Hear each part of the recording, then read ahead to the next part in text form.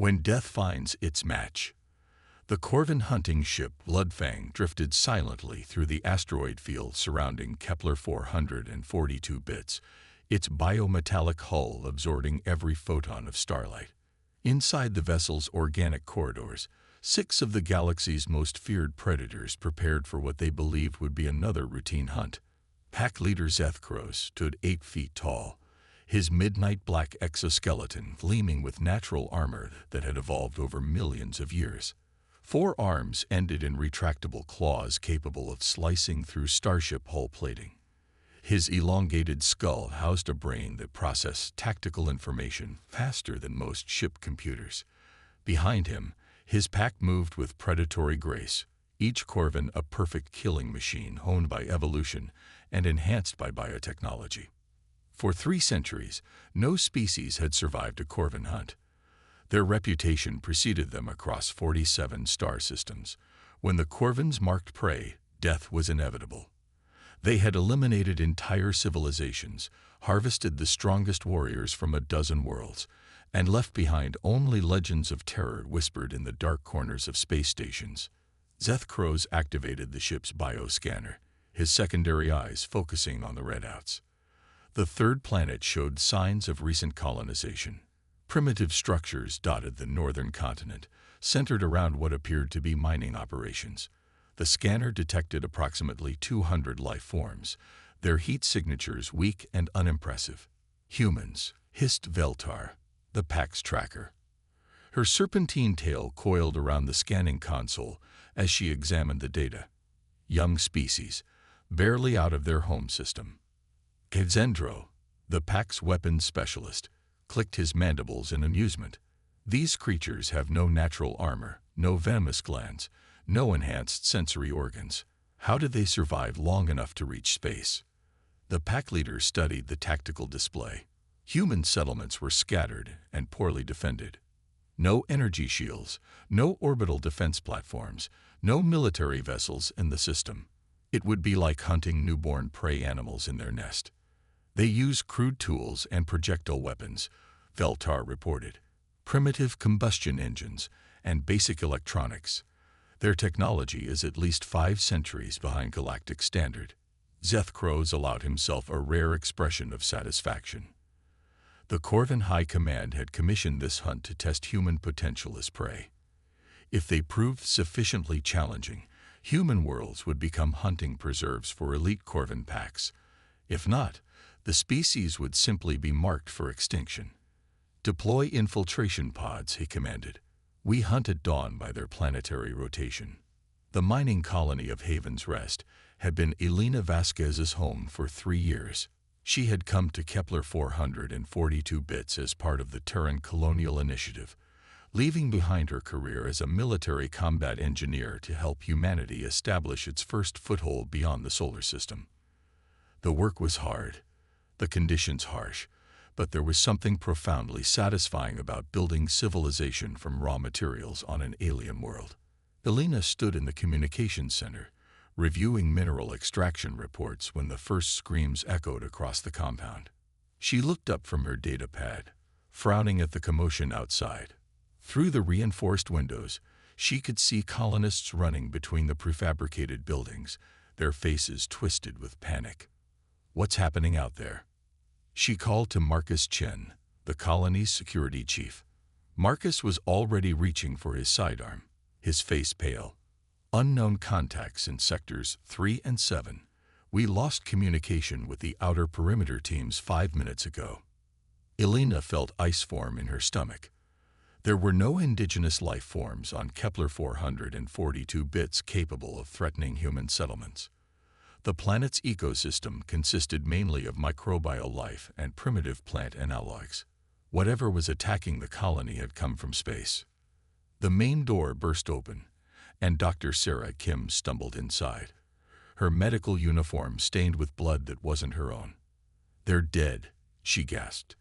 Johnson's team, Martinez's crew, all of them, torn apart by something that moves like lightning. Elena grabbed the emergency communication device from the wall. "All units, this is Vasquez in Central Command. We have hostile contacts of unknown origin." Implement lockdown protocols immediately. All civilians report to designated safe zones. Through the chaos of panicked voices responding over the comm, Alina heard something that made her blood freeze. A sound like metal scraping against stone, accompanied by a low, thrumming growl that seemed to vibrate through the building's walls. "They're inside the compound," Marcus whispered, checking his weapon's charge indicator. Alina's military training kicked in, pushing aside fear and panic. She had spent 6 years as a combat engineer with the Terran Defense Force, specializing in fortification and defensive tactics. Her mind began analyzing the situation with cold precision. "How many attackers?" she asked. "Unknown," Marcus replied. "They moved too fast to get accurate counts. Maybe 6, maybe more." "Coordination." "Perfect." "They hit multiple targets simultaneously, cut off escape routes, isolated our response teams." Alina nodded grimly. "Professional hunters, not random predators. They were dealing with an intelligent enemy that had studied human behavior and tactics." But intelligence worked both ways. She moved to the colony's main computer terminal and began accessing mining operation files. "Sarah, how many people can we account for?" "Maybe 40 survivors in the safe zones," Dr. Kim replied, her hands shaking as she tried to treat her own minor injuries. "The rest are missing or confirmed dead." Alina pulled up the mining complex schematics on her screen. The colony was built around 3 main extraction sites, connected by a network of tunnels and surface roads. The tunnels were reinforced with ceramic steel composite, designed to withstand cave-ins and seismic activity. More importantly, they contained something their attackers might not expect. A new sound echoed through the building. Footsteps, but wrong somehow. Too many limbs hitting the ground in an alien rhythm. Alina counted the impacts. 4 legs per creature, moving in perfect synchronization. At least 3 individuals approaching their position. "Marcus, can you seal the main entrance?" "Already done." But these things came through reinforced walls like they were paper.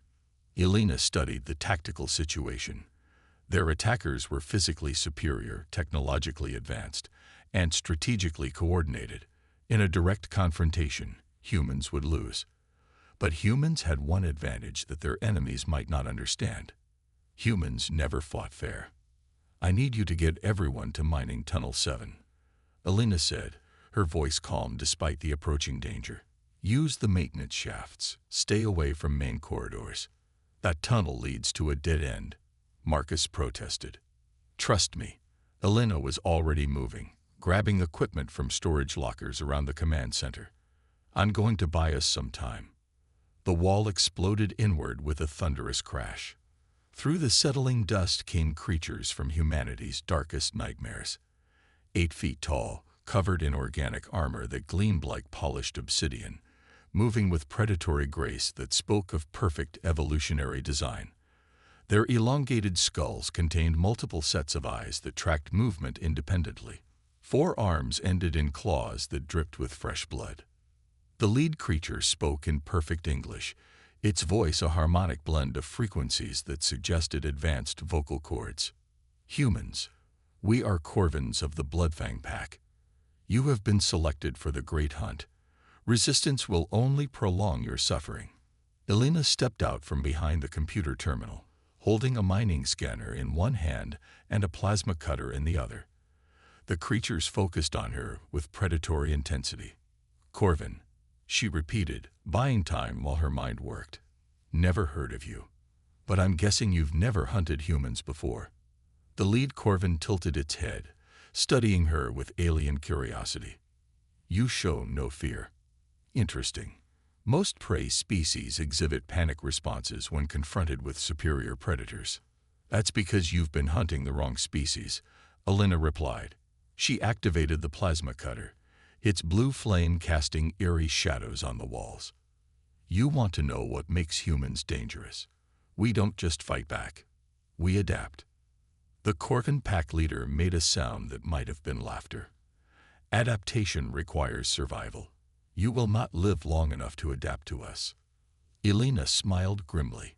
Who says we haven't already started? She triggered the mining scanner, which sent out a high-frequency pulse designed to map underground structures. The Corvins flinched at the sound, their multiple eyes blinking in obvious discomfort. Elena filed that information away. Enhanced hearing meant sonic weapons could be effective. You study our colony before attacking. She continued, slowly backing toward the rear exit. You know our population, our defenses, our technology. But you made one critical error in your intelligence gathering. The lead Corvin took a step forward, claws extending. And what error was that, pray? You assumed we were civilians. Elena triggered the plasma cutter's overload function and threw it at the creature's feet. The tool exploded in a burst of superheated plasma and shrapnel. While the Corvins dove for cover, Elena sprinted through the rear exit and into the maze of mining tunnels beneath the colony. Behind her, she could hear the aliens recovering quickly from the explosion. Their enhanced physiology had probably protected them from serious injury, but the blast had bought her precious seconds. Elena reached Mining Tunnel 7 and found the survivors huddled in the main chamber. 43 people, mostly engineers and technicians, armed with nothing more dangerous than hand tools and emergency equipment. In any conventional sense, they were helpless against alien apex predators. But Elena Vasquez had not survived 6 years of military service by accepting conventional limitations. Listen carefully, she told the gathered colonists. These things hunt like pack predators. They rely on superior physical abilities and coordinated tactics. But they've never faced humans before, which means they don't understand our greatest weapon. What weapon? Asked Dr. Kim. Elena began distributing mining equipment from the tunnel's emergency supply cache. Our refusal to stay dead when we're supposed to. The sound of claws scraping against tunnel walls echoed from the main entrance. The Corvins had found them. They're fast, strong, and smart, Elena continued, her voice steady despite the approaching danger. But they're also overconfident. They expect us to behave like every other species they've hunted. That expectation is going to kill them. She activated her mining scanner again, this time to map the tunnel system around their position. The display showed a complex network of passages, some natural cave formations and others carved by human machinery. More importantly, it showed the locations of explosive charges used for controlled demolitions in the mining process. Elena looked at the frightened faces around her and saw the same potential that had carried humanity to the stars.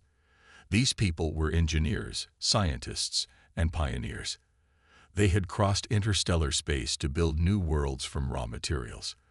They possessed the most dangerous trait in the galaxy: human ingenuity. Here's what we're going to do, Elena said as the alien footsteps grew closer. We're going to teach these apex predators why humans never go quietly into the dark. The hunt was about to begin, but the Corvins were about to discover they had made a fatal error in target selection. They had chosen to hunt the one species in the galaxy that specialized in turning disadvantages into weapons. The one species that had never learned how to surrender. Why humans never give up. The first Corvin to enter Mining Tunnel 7 died before it realized humans could be dangerous. Elena had positioned herself above the main entrance using climbing gear from the mining supplies. When the creature's elongated skull emerged through the tunnel opening, she dropped a 50-kilogram ore crusher directly onto its head. The alien's natural armor cracked like an eggshell, and its body convulsed once before going still. The remaining pack members recoiled in shock. In 3 centuries of hunting, they had never seen prey take the offensive against them. Impossible, hissed Veltar, the pack tracker. The creature was armed with primitive tools. How did it penetrate Kethro's carapace? Zethkros, the pack leader, examined his fallen subordinate with growing unease. Humans were supposed to be soft, weak creatures that relied on crude technology. Yet this female had killed a Corvin warrior with nothing more than mining equipment and tactical positioning. Elena rappelled down from her perch and began stripping equipment from the dead alien. The creature's bio-armor was too large for human use, but its weapon systems were compact enough to adapt. She pried loose what appeared to be an energy projector and several devices she couldn't immediately identify. "Elena, what are you doing?" whispered Dr. Kim from deeper in the tunnel. "Learning," Elena replied, her engineer's mind analyzing the alien technology. The energy projector operated on principles she didn't recognize, but the trigger mechanism was obvious enough. She pointed it at a section of tunnel wall and activated it. A beam of coherent energy carved through solid rock like a hot knife through butter. "Much better than a plasma cutter," she murmured, then raised her voice to address the colonists. "Listen up, everyone. We just proved these things can be killed. They bleed, which means they can die. And if they can die, we can make it happen." Marcus Chen crawled forward from the group of survivors. "Elena, there are still 5 of them out there. Even with that weapon, we can't fight them directly." "You're right," Elena agreed. "We can't fight them like Corvins. But we don't have to. We're going to fight them like humans." She activated her mining scanner and began mapping the tunnel system in detail. The colony's underground network was more extensive than the surface buildings, with dozens of interconnected passages, maintenance shafts, and excavation sites. More importantly, the tunnels contained the infrastructure of active mining operations. "Tom, you're our demolitions expert," Elena said, addressing one of the mining engineers. "How much explosive material do we have access to?" Tom Brennan's eyes lit up with understanding. "About 200 kilograms of controlled charges for rock blasting, plus industrial chemicals from the processing plant." "Sarah, how long can you keep people alive down here with limited supplies?" Dr. Kim calculated quickly. "Maybe 72 hours if we ration carefully. Longer if we can access the underground water system." Elena nodded, her tactical mind forming a plan. "Here's what we're going to do. The Corvins are pack hunters, which means they coordinate their movements and share information.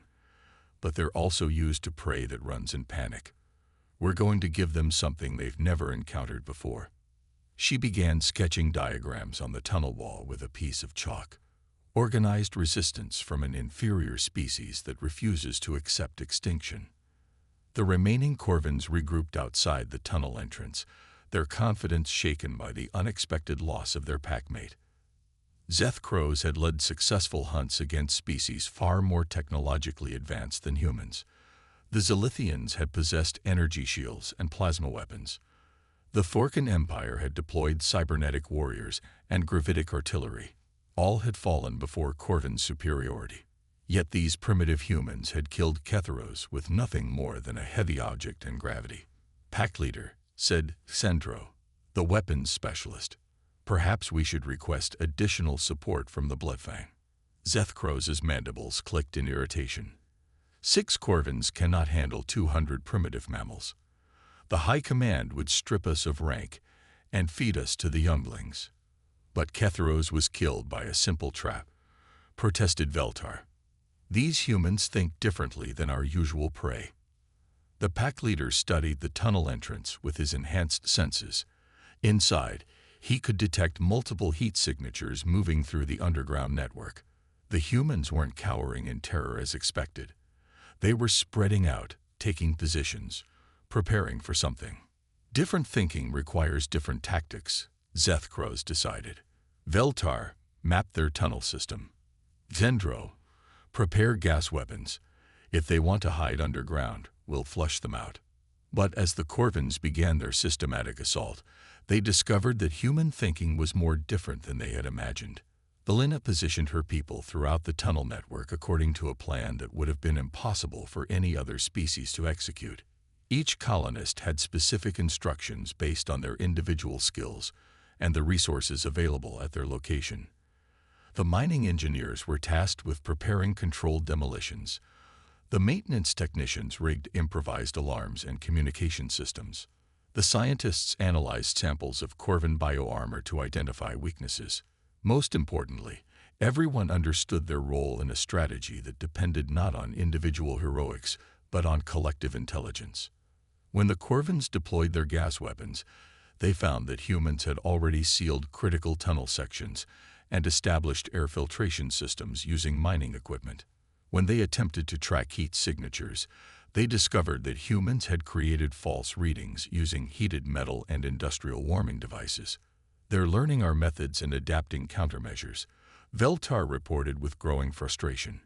Each time we modify our approach, they've already prepared for it. Elena listened to the aliens' movements through an improvised sound detection system she had built from mining sensors. The Corvins were communicating in their own language, but their tactical patterns were becoming predictable. They relied heavily on their enhanced senses and superior physical abilities, but they seemed incapable of thinking beyond their established hunting methods. "Tom, are the charges ready in Tunnel 3?" she asked through their jury-rigged communication system. "Set and waiting for your signal," came the reply. "Maria, what's the status on the chemical deterrents?" "We've got industrial solvent vapor ready to deploy. Should mess with their enhanced senses pretty badly." Elena checked her stolen Corvin weapon and smiled grimly. The aliens were about to learn why humans had survived long enough to reach the stars despite having no natural weapons, no armor, and no enhanced physical abilities. They were about to discover that humans were the galaxy's most dangerous species precisely because they appeared helpless. The trap Elena set in Tunnel 3 was elegant in its simplicity. She used mining charges to create a controlled collapse that would seal the tunnel behind anyone who entered. But she also positioned herself and 2 volunteers with improvised weapons at the far end, making it appear that they were trapped and helpless. When Sendro and another Corvin warrior entered the tunnel in pursuit of the apparent easy prey, Elena triggered the collapse. The tunnel sealed behind them with a thunderous roar, separating them from their packmates. "Now you're playing by human rules," Elena told the trapped aliens as she raised her stolen energy weapon. The 2 Corvins attacked with desperate fury, their claws and natural weapons designed to tear through any organic defense. But Elena and her companions didn't fight like animals defending territory. They fought like engineers solving a problem. They used the confined space to negate the aliens' mobility advantage. They employed industrial chemicals to disrupt the Corvins' enhanced senses. They coordinated their attacks with mathematical precision, creating overlapping fields of fire that made it impossible for the aliens to use their superior speed effectively. When the battle ended, 2 more Corvins were dead, and Elena had captured another energy weapon, plus what appeared to be a communication device. Through the device, she could hear the surviving pack members attempting to contact their ship. Their language was incomprehensible, but their tone conveyed growing panic and confusion. "Elena," called Dr. Kim over the comm system. "We've got movement in the main tunnels. The remaining ones are regrouping." Elena studied the tunnel schematics one more time. 3 Corvins remained, including their pack leader. They would be more cautious now, but also more desperate. Desperation made predators dangerous, but also predictable. "Tom, prepare the final surprise in the central chamber. Everyone else, fall back to the prepared positions." The last phase of Elena's plan required her to act as bait. She positioned herself in the main tunnel intersection, apparently trapped and out of options. When the 3 surviving Corvins converged on her position, they found exactly what they expected: a lone human female with primitive weapons, cornered and helpless. What they didn't expect was that the entire tunnel intersection was rigged with enough mining explosives to bring down half the underground complex. Zeth Crows approached Elena with the confidence of a predator that had finally cornered its prey. "You have fought well for such a primitive species," he acknowledged. "Your resistance has been more entertaining than most hunts. But entertainment ends now." Elena looked up at the alien pack leader with steady eyes. "You're right about one thing. This hunt is ending. But you made a mistake from the very beginning." "And what mistake was that?" Elena smiled, her hand moving slowly toward the detonator concealed behind her back. "You thought humans were the prey, but we're not prey animals, and we never have been. We're survivors. And the thing about survivors is that we'll do whatever it takes to make sure we're the ones still standing at the end." The pack leader's multiple eyes narrowed with sudden understanding. But Alina had already triggered the charges. The explosion that followed could be heard from orbit.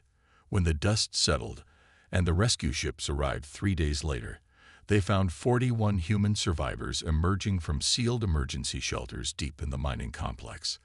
They also found the remains of 6 alien creatures that the survivors described as the galaxy's most overconfident predators.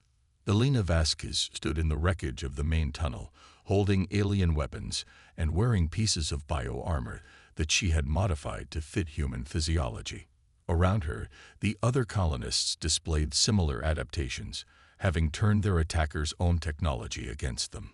"How did you survive?" asked Captain Rodriguez of the Terran Colonial Defense Force. Alina looked at the alien ship they had captured, its weapons and navigation systems already being analyzed by her engineering teams. "We did what humans always do when something tries to kill us. We refused to die quietly. We learned everything we could about our enemies, and we turned their own advantages into our weapons." She gestured toward the recovered alien technology. These Corvins were perfect predators, evolved over millions of years to be apex hunters. But they made one fatal error. They assumed that evolution stopped with them. Captain Rodriguez examined the alien weapons with professional interest, and they were wrong. Alina's smile held the quiet confidence of a species that had crossed interstellar space, using nothing but intelligence and determination. "Evolution never stops, Captain. It just changes forms. These aliens evolved to be perfect biological predators, but humans evolved to be something much more dangerous, which is problem solvers." Word of the Kepler 442 bits incident spread throughout the galaxy faster than hyperspace communication networks. The story of 43 human colonists defeating a Corvin hunting pack using nothing but mining equipment and tactical thinking became legend among the spacefaring civilizations. The Corvin High Command, upon learning that an entire pack had been eliminated by primitive mammals, declared humans to be unsuitable for hunting preserves. Not because they were too weak, but because they were too unpredictable. Other alien species took note as well. The Galactic Trade Council upgraded humanity's threat assessment from emerging primitive species to species of significant concern. Several military alliances began monitoring human expansion with new interest. But Alina Vasquez, now serving as Colonial Defense Coordinator for the Terran Expansion Program, understood the real lesson of Kepler 442 bits. It wasn't that humans were warriors or conquerors. It was something far more fundamental. Humans were the galaxy's most dangerous species because they refused to accept limitations. When faced with superior predators, they didn't submit or flee. They adapted, learned, and turned disadvantages into weapons. They were survivors in the truest sense of the word. And survival, Alina had learned, was the most dangerous trait any species could possess. As she watched human colonies spread across the galaxy, each one protected by lessons learned from alien weapons and adapted alien technology, Alina knew that the Corvins had been right about one thing. The hunt was indeed over, but humanity had never been the prey. They had always been the survivors, and survivors, by definition, were always the last ones standing.